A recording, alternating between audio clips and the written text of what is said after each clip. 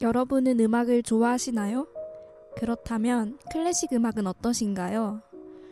클래식 음악 용어 중 아모로소라는 말이 있습니다. 뜻은 사랑을 담아서 연주하라는 말인데요. 말 그대로 사랑을 담아서 시작해 보도록 하겠습니다. 여기는 아모로소입니다. 음악 한 곡 듣고 오시겠습니다.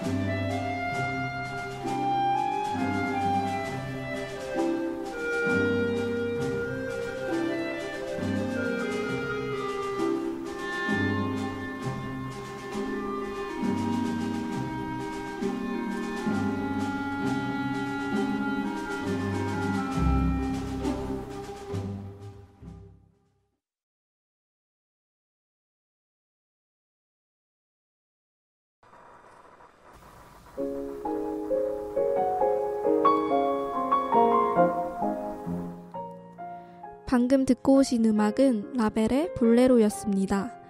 많은 분들에게 디지몬 어드벤처 스카이캐슬의 배경음악으로 유명하죠. 오늘은 바로 그 음악 볼레로를 작곡한 라벨과 저희 라디오 오프닝이기도 하고 달빛으로 유명한 드뷔시에 대해서 이야기해보려고 합니다. 먼저 라벨은 프랑스에서 태어납니다. 라벨의 어머니는 스페인계 사람으로 후에 라벨이 볼레로 등 여러 곡을 작곡하는데 어머니의 영향을 많이 받게 됩니다. 라벨은 부모님의 영향으로 어려서부터 음악을 공부하게 되는데요. 결국 14살에 파리 음악원 피아노과에 입학하게 되지만 낙제를 받을 정도로 성적이 좋지 않았다고 합니다. 그렇지만 작곡에 있어선 그때부터 재능을 보였다고 하는데요. 2년 뒤 작곡 전공으로 다시 입학합니다.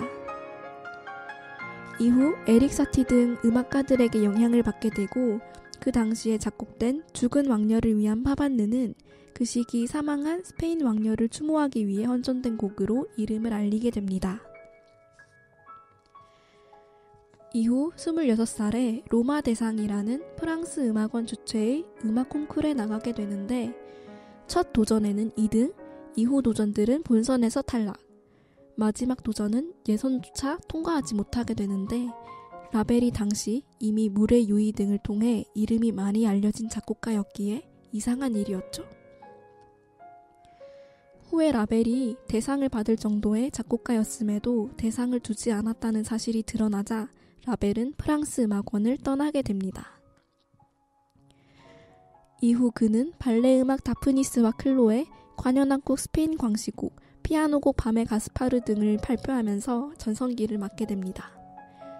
1914년 제1차 세계대전이 발발해 입대하지만 딸이 부상해 제대하게 되고 1차 세계대전의 충격으로 잠시 작곡 활동을 쉬게 됩니다. 그러나 쿠프랭의 무덤을 작곡해 극복하고 이후 피아노 협주곡 지상조와 같은 화려한 테크닉의 피아노 협주곡과 라발스 그리고 대표작인 볼레로를 발표합니다. 그러나 그는 택시를 타고 가다 교통사고를 당했고 건강이 악화되어 몇 년 뒤 결국 사망하게 됩니다. 음악 한 곡 듣고 오시겠습니다.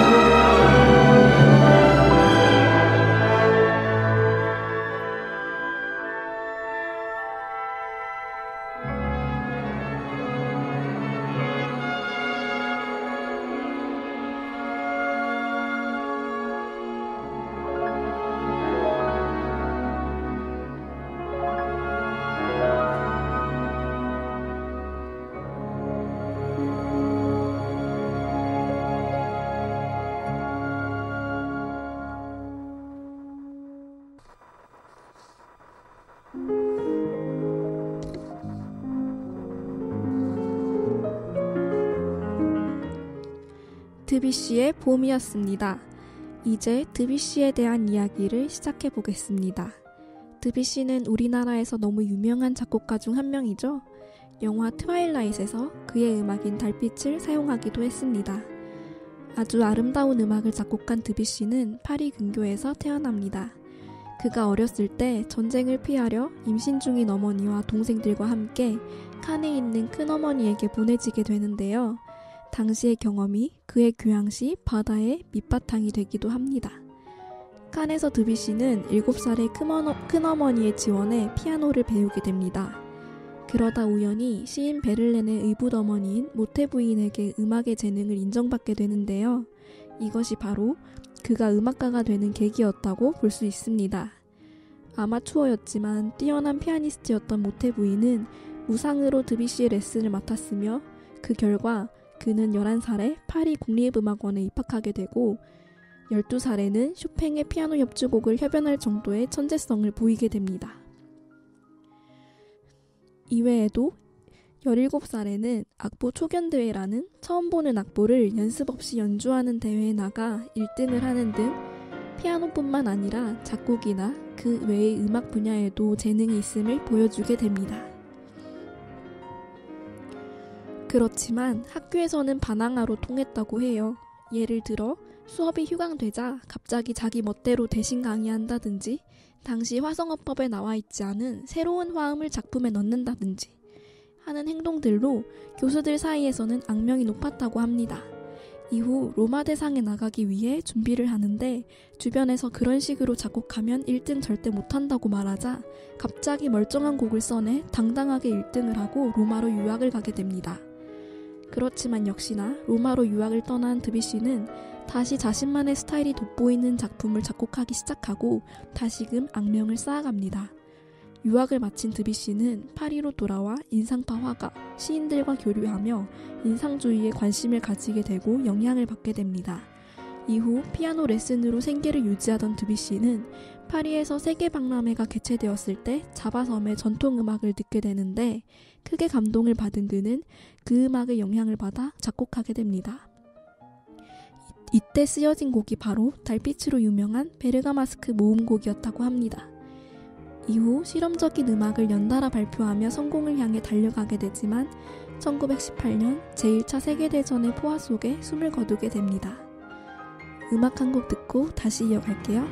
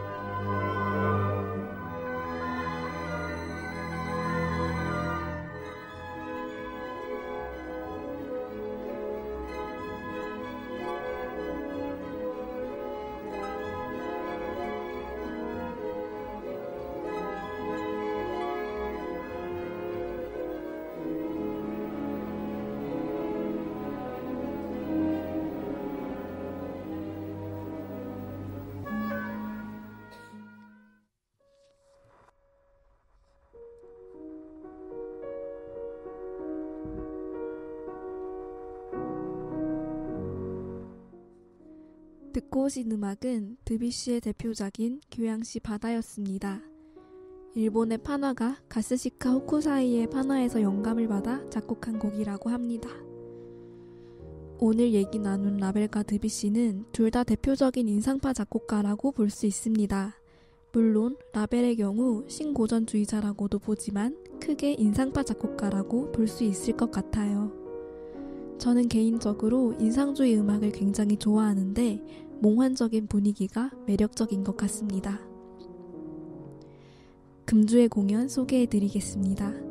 오늘 그리고 내일 오후 7시에 우리 학교 대강당에서 음악학과 학생들이 준비한 오페라가 공연됩니다. 제가 준비한 음악들과 함께 편안한 시간 되셨나요? 다음 주에는 더 아름다운 음악들과 함께 돌아오겠습니다. 지금까지 제작 진행의 이원진, 기술의 김하윤이었습니다. 라벨의 죽은 왕녀를 위한 파반느와 함께 오늘도 사랑스러운 밤 되세요. 안녕.